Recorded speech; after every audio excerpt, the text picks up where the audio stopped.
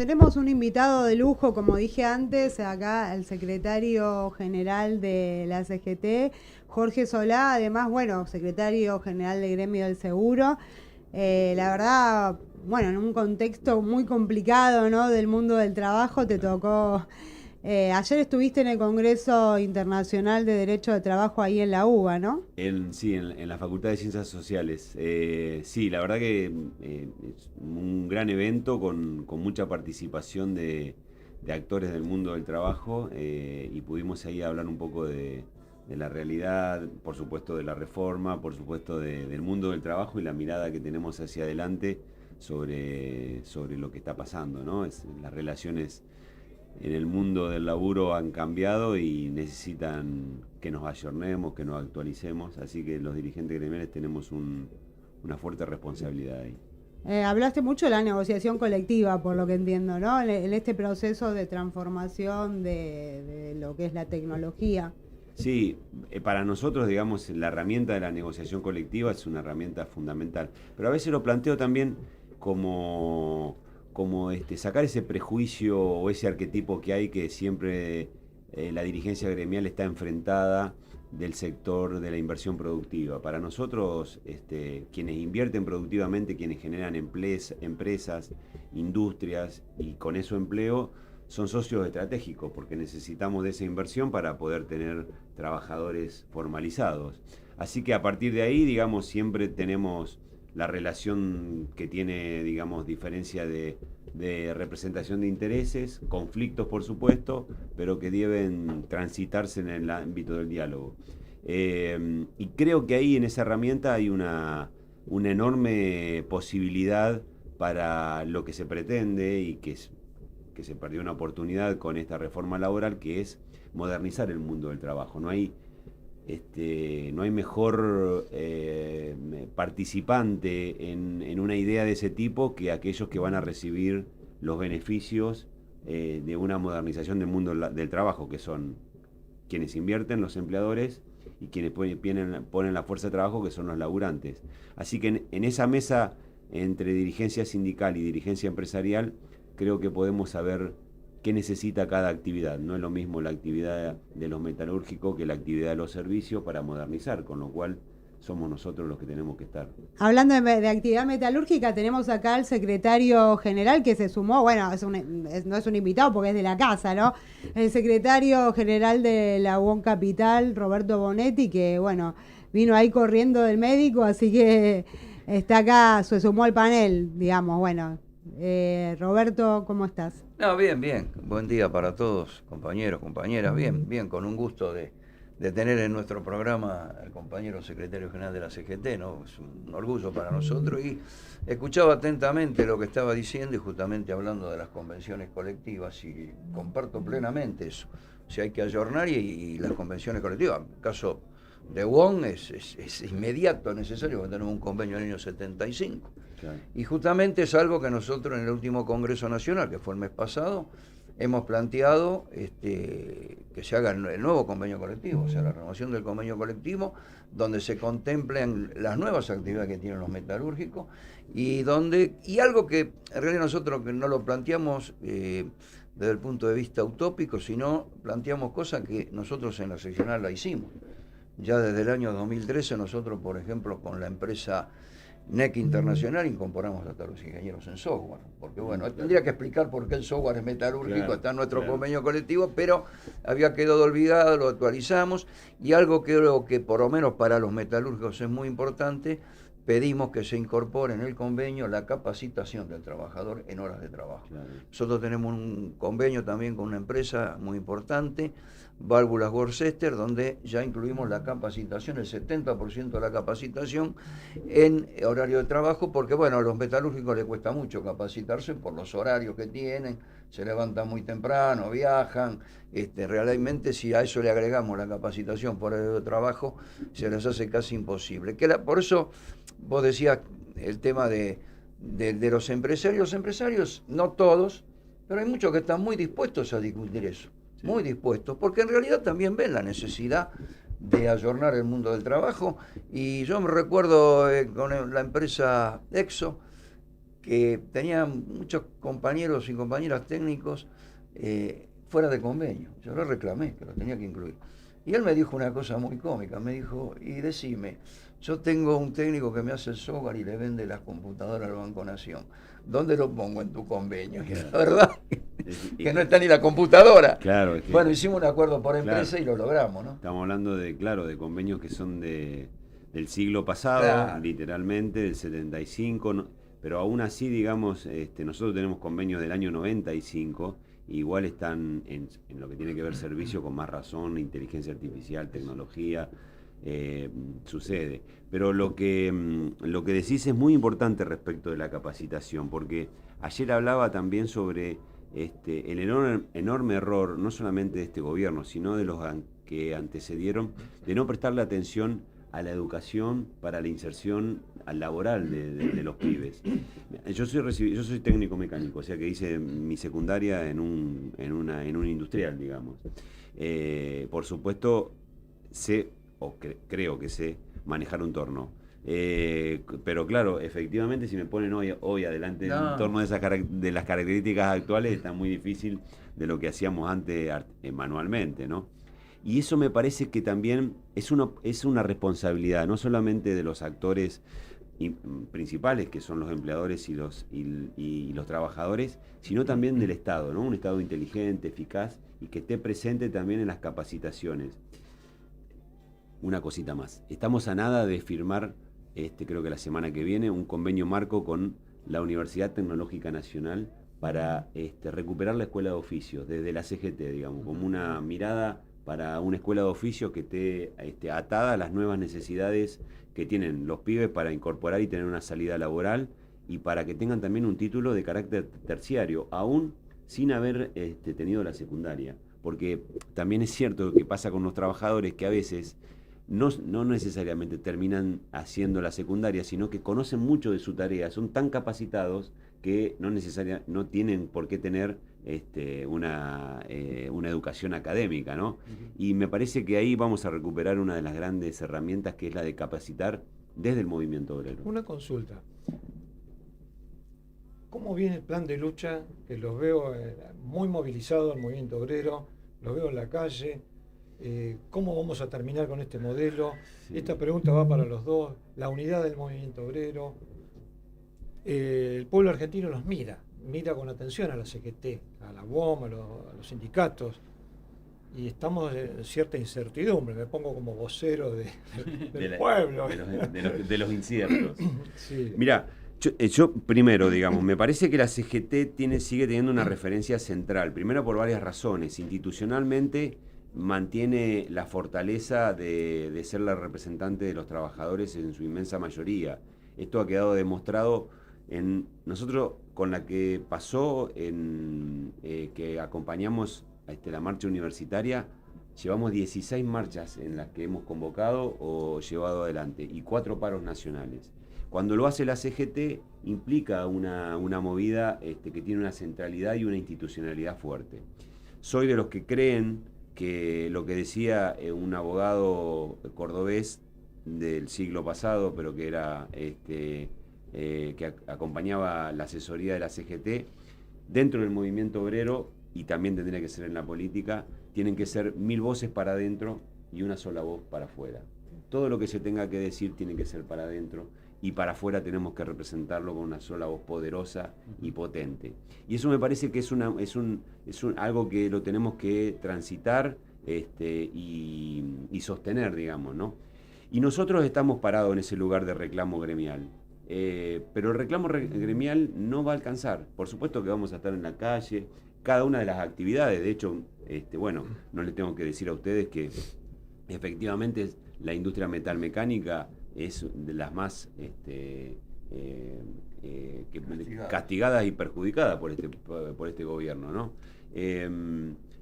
Pero también es cierto que, digamos, la salida es una salida política, y a veces cuando se le reclama al movimiento obrero, a los gremios, a la CGT, a las otras centrales, pero hagan algo para sacar este gobierno. Bueno, no, la salida es política, la salida no es gremial, el reclamo es gremial y la salida es política. Y ahí sí creo que tenemos algo para hacer, que es participar en un proyecto en el que vuelva a tener al trabajador como centralidad y las 4 o 5 cosas que atraviesan la vida del laburante, que es la economía diaria, la salud, el empleo y la educación, tengan que estar en un proyecto de país en el que nos incluya. Y que sean políticas de Estado. Mañana está Javier Milei, sea una política de Estado, está Nicolás del Caño, pongo 2 ejemplos, los 2 extremos, también tienen que ser una política de Estado. Te hago una consulta. No. No, más que nada, ¿por qué justamente hablando un poco con la línea que decía Víctor, por qué nos cuesta mucho al movimiento obrero tener representantes del movimiento o del pueblo trabajador? ¿Qué es lo que ustedes ven o cómo ven? Representante en el Congreso. En el Congreso, sí. A mí particularmente creo que los de las representaciones de los hombres y las mujeres en los lugares de ejecutivos o legislativos me parece que es una consecuencia y que lo que nos está faltando es una participación en un proyecto que nos incluya. ¿Tiene la culpa la clase política? ¿Tiene responsabilidades? ¿Son los únicos? No. Hay una responsabilidad nuestra también. Exacto. ¿Y cuál es esa responsabilidad? Nosotros tenemos que trabajar para estar en una mesa en la que no solo discutamos lugares, sino que discutamos proyectos. Vuelvo a insistir con esto que decía. Estamos trabajando fuerte en la posibilidad de que en lo que tiene que ver con la salud, cómo es la salud solidaria, qué es lo que se necesita para generar empleo, qué es lo que se necesita para que haya capacitación, haya proyectos que incluyan esto y sentarnos en una mesa de discusión con los que son afines políticamente. Para nosotros el peronismo es afinidad ideológica, pero también no se termina ahí nomás. Hay muchos sectores de lo que podemos llamar nacional y popular, que puede ser el radicalismo, puede ser el socialismo, algunos partidos provinciales, que inclusive tienen las mismas banderas que tenemos nosotros. Salimos por la educación pública y con nosotros sale el radicalismo también. Entonces, en esas coincidencias creo que hay que trabajar. Luego, si nosotros estamos sentados en una mesa en la que se discute el proyecto y se discute después los hombres, creo que tenemos posibilidades de que nuestros representantes estén ahí. Y a veces, y hay enormes cantidades de ejemplos de esto, a veces no necesariamente son los dirigentes gremiales los que representan al movimiento obrero. Ha habido hombres y mujeres de enorme calidad intelectual que han llevado adelante la bandera del movimiento obrero de una manera clarísima, ¿no?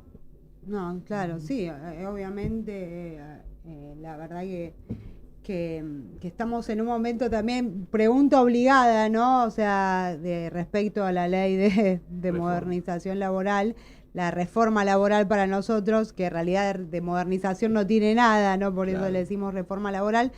Una nueva apelación del gobierno, después la CGT volvió a presentar una cautelar acertadamente y ahora pasó a la Cámara Contenciosa Administrativa, ¿no? Sí. Está en una instancia que podría pasar, digamos, se puede ahí validar, desvalidar.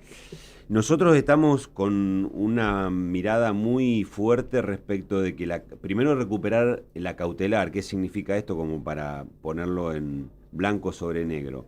La cautelar nos permite a nosotros que haya una gran cantidad de artículos que no puedan aplicarse hasta tanto no se decida el fondo, que es lo que estamos pidiendo, que es la inconstitucionalidad.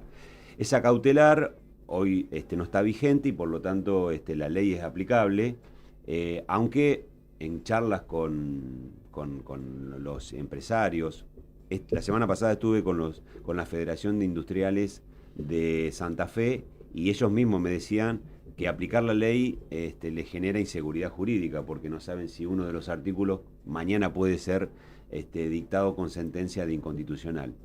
Ese trabajo y ese laburo jurídico lo estamos haciendo muy fuerte luego de haber transitado el rechazo con los legisladores, senadores y diputados y también de haberlo manifestado en la calle. Es decir, sería una tercera etapa. Y me dicen, bueno, la pregunta sería, ¿qué va a pasar con esto? Creo que muchos artículos van a ser declarados inconstitucionales. De hecho, la declaración de huelga, por ejemplo, que hoy está como algo que está limitado en esta ley, el próximo 21 de mayo va a haber una resolución de la Corte Interamericana de Libertad Sindical, donde ahí se va a decidir si la huelga tiene carácter constitucional. Y eso para nosotros es un dato fundamental, porque valida una de las herramientas principales que tiene el movimiento obrero, que es la de ir a un paro o al quite de colaboración. Así que ahí me parece que tenemos ahí una fuerte esperanza de que la justicia pueda darnos ahí buenas noticias respecto de esto.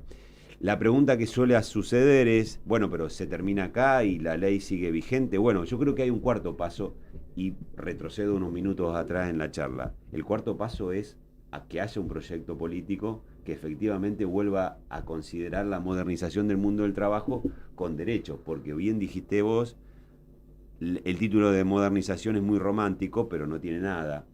La ley no tiene una sola palabra que hable sobre nuevas tecnologías, nuevo modo de producción de bienes y servicios, de inteligencia artificial. De hecho, deroga una de las modalidades de trabajo que hasta hace poco se asemejaban bastante al mundo moderno, que era el teletrabajo, el home office, que lo usan mucho en la actividad de servicios. Bueno, está derogada por esta ley, con lo cual se aleja enormemente. Es una ley que transfiere recursos económicos.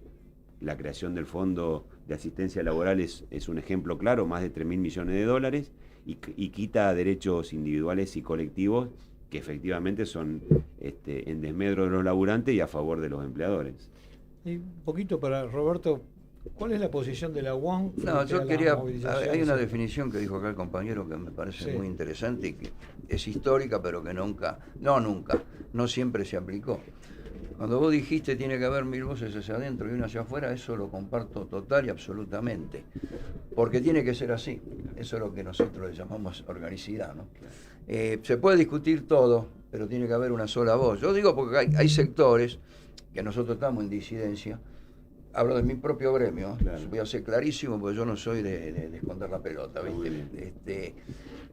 Por eso nosotros como seccional acompañamos la marcha de la CGT, pese a que la UOM Nacional no la acompañó.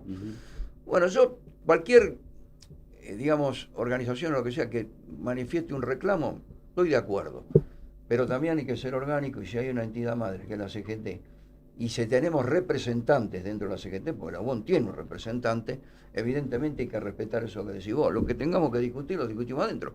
Porque es muy fácil decir, ponerse en súper revolucionario y decir que todo se soluciona con el paro y la movilización. Y no es así. El paro y la movilización es una herramienta más. Pero hay otras herramientas, como las que vos relataste recién, que creo que son tan importantes y más en el contexto de sociedad que tenemos hoy. Porque si nos retrotraemos a la década del 80, quizá era mucho más fácil organizar un paro y una movilización, por una cosa muy simple: teníamos casi todos los trabajadores sindicalizados. Hoy tenemos una masa importantísima de trabajadores y trabajadoras que no están sindicalizados por el tema de las aplicaciones, de la falta de trabajo, porque se las rebuscan como puede. En ese sentido, el país y la sociedad ha cambiado, lamentablemente ha retrocedido. Entonces, predicar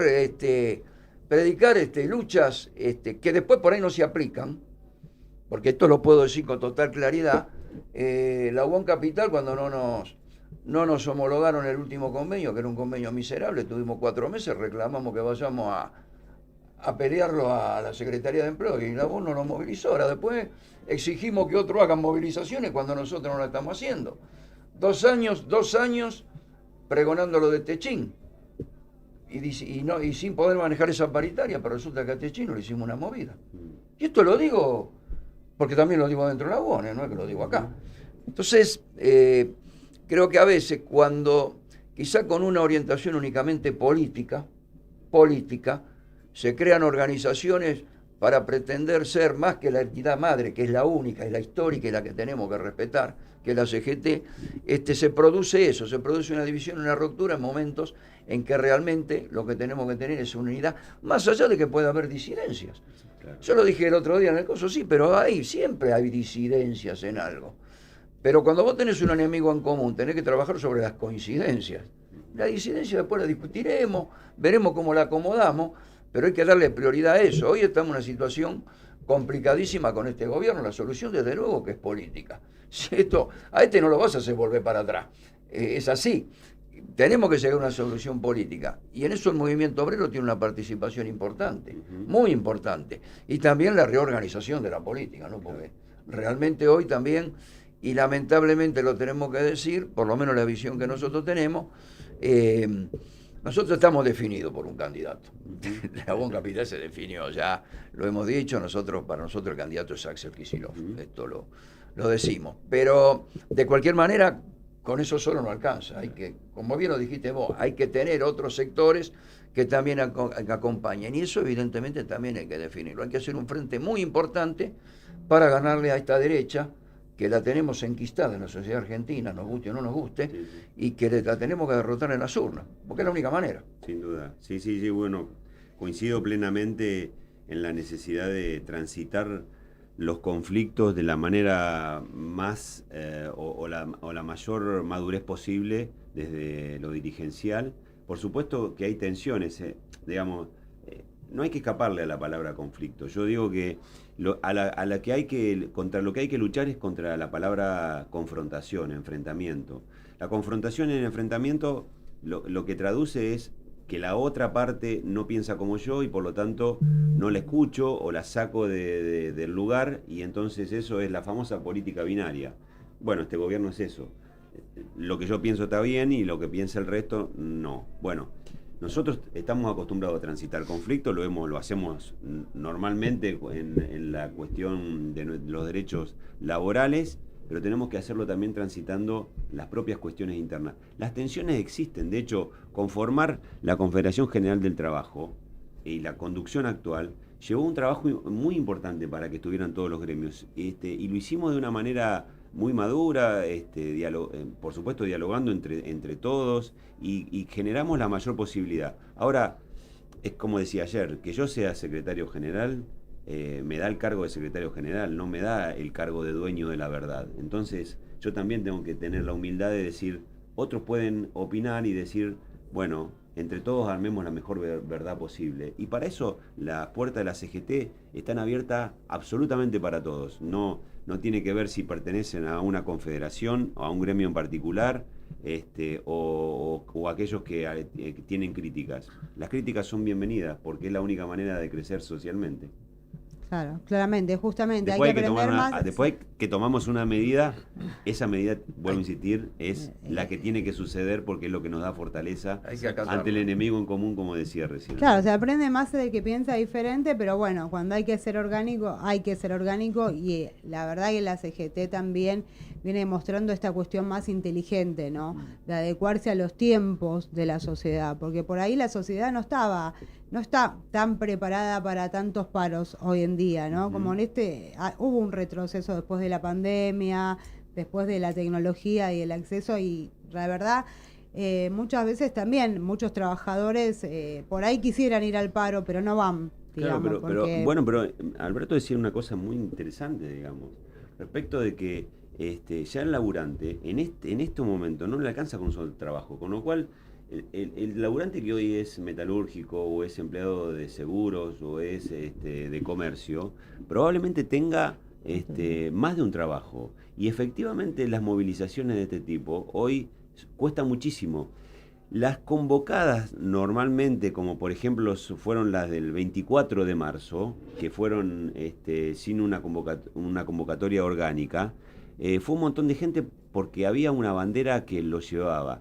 La la universidad también. La del reclamo de la reforma laboral también. Ahora, efectivamente, ¿está toda la gente ahí que se queja? No, mucha gente está porque necesita seguir laburando, haciendo la quinta en el conurbano, haciendo de Rappi, y efectivamente eso hay que defenderlo, aún en la instancia de que no vayan a la calle. Nosotros esa responsabilidad la vamos a llevar adelante. Pero vuelvo a insistir con esto, hay una responsabilidad política que tiene que hacerse cargo.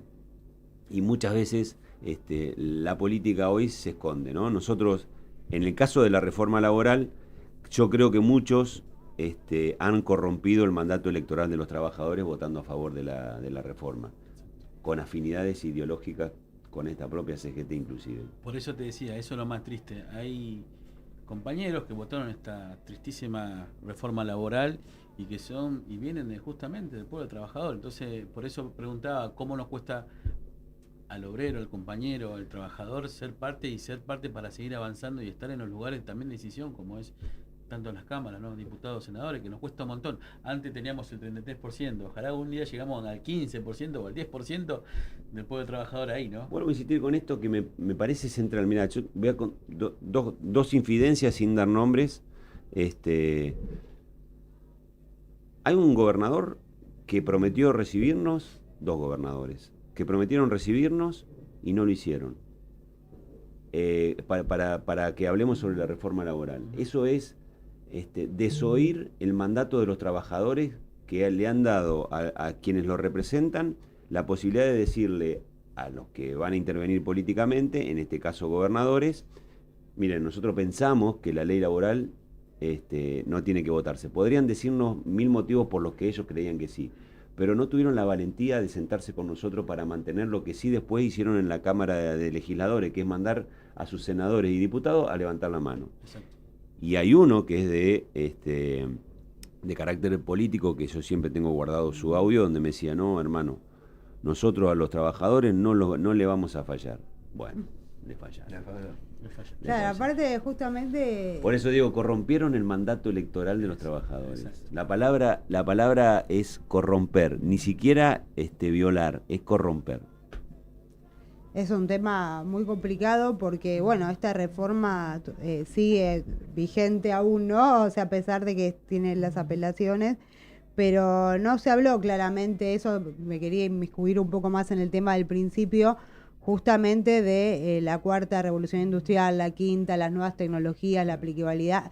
Esto que vos hablás de diálogo social en la negociación colectiva, ¿no? Donde se pueden zanjar las diferencias en un montón de cuestiones respecto a la reconversión productiva de los puestos laborales. Y bueno, celebramos que la CGT ahora va a lanzar la escuela de oficios. Ustedes vienen trabajando mucho igual con lo tecnológico, dando cursos para la sociedad y demás. Que bueno, yo lo sigo en la página, por eso De los hecho, veo. Claro, de hecho, te interrumpo con esto porque me parece oportuno. De hecho, hace 15 días atrás iniciamos un curso de capacitación sobre inteligencia artificial, que lo hacemos de la CGT. Tenemos una fundación de uno de los gremios, Gremio Seguro, que es mi gremio, en acuerdo con la UBA, una fundación de inteligencia artificial, donde empezamos a dar los primeros palotes sobre inteligencia artificial, pero que efectivamente es, primero, entender una herramienta que ya el ser humano no puede controlar. Por primera vez en la historia de la humanidad, el ser humano creó una herramienta que no puede dominar, porque cuando creó la rueda, la podía dominar, cuando descubrió el fuego, lo pudo controlar. Pero la inteligencia artificial es incontrolable. No, incluso hay un sindicato en Francia, un sindicato para la no desconexión de la inteligencia artificial. Y yo creo que nosotros podemos encontrar una gran cantidad de normas que regulen la inteligencia artificial en acuerdo con el sector empresario, normas éticas también y morales, porque efectivamente la inteligencia artificial se mete en lugares en los que los seres humanos por ahí porque tienen ética y moral no lo hacen, y la inteligencia artificial, si hay algo que no tiene, es precisamente ética y moral, y me parece que nosotros ahí podemos ayudar. Y la otra es esto que decíamos, ¿no?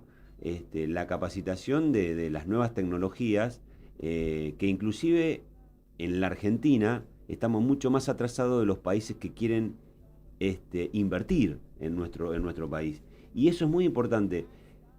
Ayer contaba una anécdota que yo en el anterior gobierno de Alberto Fernández le había dicho que teníamos que recuperar el agregado laboral en las embajadas. Épocas del peronismo, había un agregado laboral y uno puede decir, bueno, no, es alguien que es un burócrata, que no. Digo, alguien tiene que pensar que cuando un chino quiere venir a invertir en la Argentina, tiene que saber que el mundo del trabajo en Argentina no es el mismo mundo del trabajo que China, y que tiene otros derechos y que tiene otra historia y que tiene otras necesidades puntuales, y para eso tiene que existir alguien que vaya y que piense de esa manera. Si no, digamos, es la búsqueda del capital por el capital mismo, y tenemos que acordarnos que el trabajo de lo que sirve no es solamente como para producir bienes y servicios, sino para que el hombre sea feliz. Como decía el viejo dogma del peronismo, trabajar para vivir y no vivir para trabajar. Hubo un fallo interesante. Vos, Víctor, estás más informado en China sobre el tema de inteligencia artificial con respecto al trabajo. Sí, efectivamente. La preocupación de los chinos ahí fue lo que está sucediendo, lo que vemos. Que quita fuentes de trabajo, Claro. sobre todo en el sector administrativo, creativo, en el cine, audiovisual.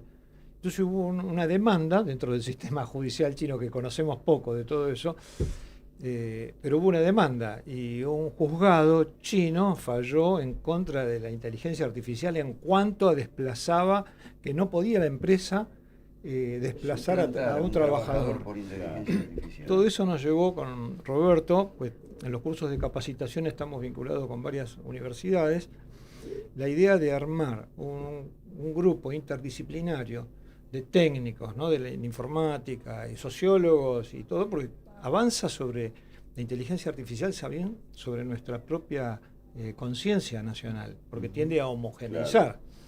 Entonces, ver si es posible generar una inteligencia artificial argentina, latinoamericana, nuestra, o sea, de eso, de estar pensando sobre eso. ¿Por qué no pelear eso? Y bueno, eso lo estamos estudiando. Es muy bien, eso es analizando. soberanía también. Claro, una soberanía en la inteligencia artificial. Sí, sí. Bueno, ayer decía que hoy a la madrugada se juntaron Trump y Xi Jinping en China, ¿no? Es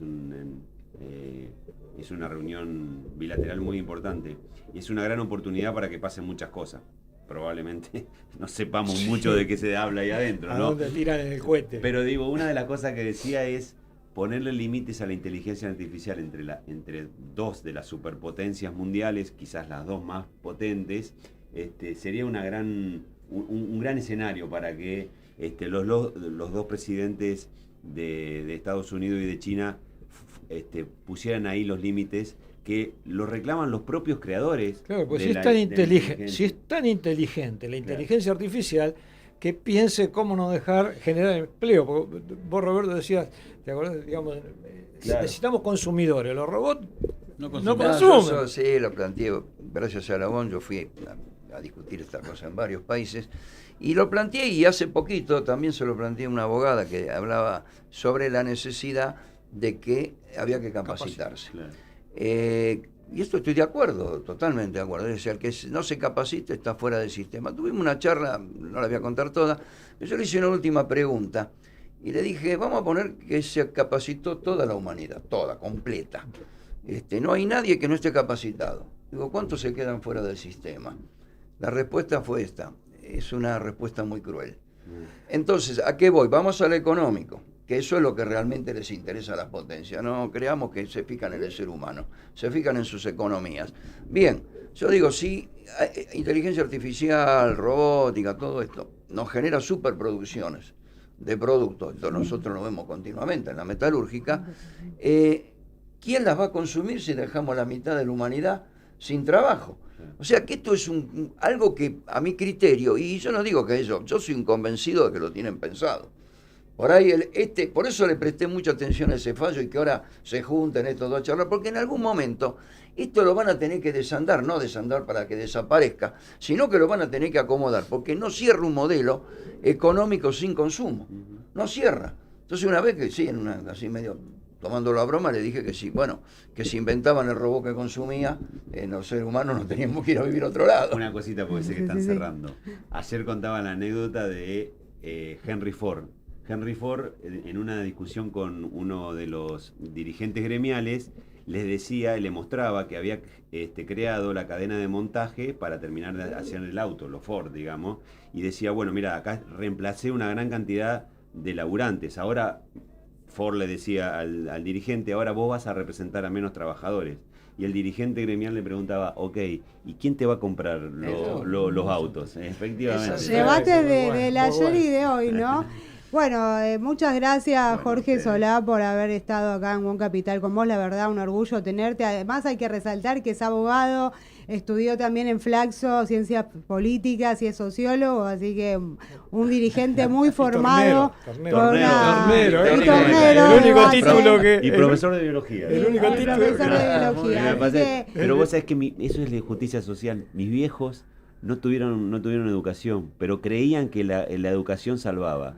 Que efectivamente como creemos nosotros. Hicieron lo imposible para que yo terminara mi secundaria y pudiera acceder a la universidad, la hice laburando, pero mi viejo eran trabajadores sin Claro. derechos y sin Así. embargo Sí, sucedió. sí, Bueno, en general era así. Todos los así. viejos antes querían que sus hijos estudiaran. La Bueno, movilidad social ascendente. La movilidad social ascendente. Muchas gracias, compañero. No, muchas gracias, Roberto, Jorge Solá, muchísimas muchas gracias. gracias, Roberto, muchas gracias, Víctor, muchas gracias, Beto, muchas gracias, Radio Sónica.